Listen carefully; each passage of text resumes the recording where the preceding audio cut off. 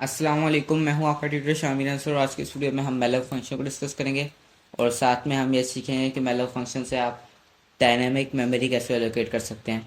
Basically जब हम इस तरह किसी वेरिएबल को डिक्लेयर करते हैं इंट एन लिख के, तो वो स्टैटिकली डिक्लेयर किया जाता है। अब इससे कोई नुकसान तो नहीं होता, लेकिन ह्यूमन एरर्स की जैसे उन प्रॉब्लम्स की जैसे ये हमारे प्रोग्राम को स्लो बना सकता है। इसलिए बड़े प्रोग्राम्स में ज़्यादातर डायनामिक मेमोरी एलोकेशन होती है। तो उसका तरीका ये है कि आप उस पॉइंटर को मेंशन करेंगे जिसमें आपने वो मेमोरी एलोकेट करनी है और मैलॉक फंक्शन का इस्तेमाल करेंगे। अब यहाँ पे क्योंकि हमने एन वेरिएबल को यूज़ किया है स्टोर करने के लिए कि हमने कितने इंटीजर वेरिएबल स्टोर करना है, इसलिए यहाँ पे मैं एन लिख रहा हूँ। आप कोई भी कांस्टेंट भी ले सकते हैं। फिर आप मल्टीप्लाई कर देंगे साइज ऑफ इंट से।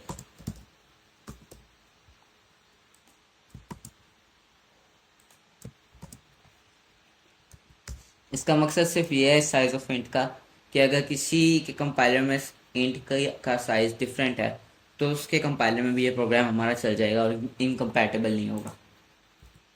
और इसको हम कास्ट कर देंगे इंटीजर पॉइंटर में, क्योंकि जो हमारा मैलॉक फंक्शन होता है वो एक वॉइड वैल्यू रिटर्न करता है और वॉइड वैल्यू हमारे इंटीजर पॉइंटर पे वैसे काम नहीं करेगी, इसलिए हम इसे कास्ट कर देते हैं।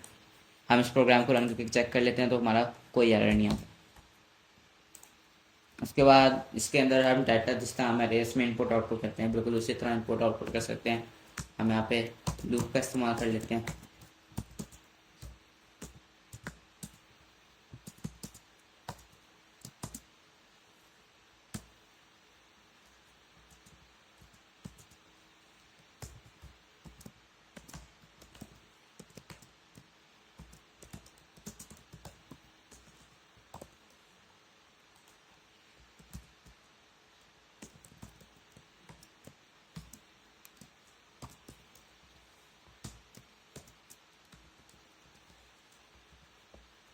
और यहाँ पे हम लगा देंगे आई,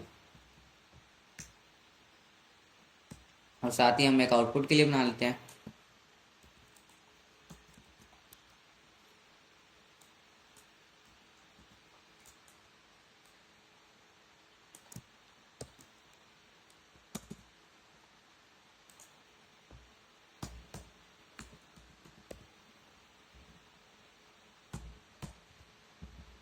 हम इस प्रोग्राम को रन करके टेस्ट कर लेते हैं।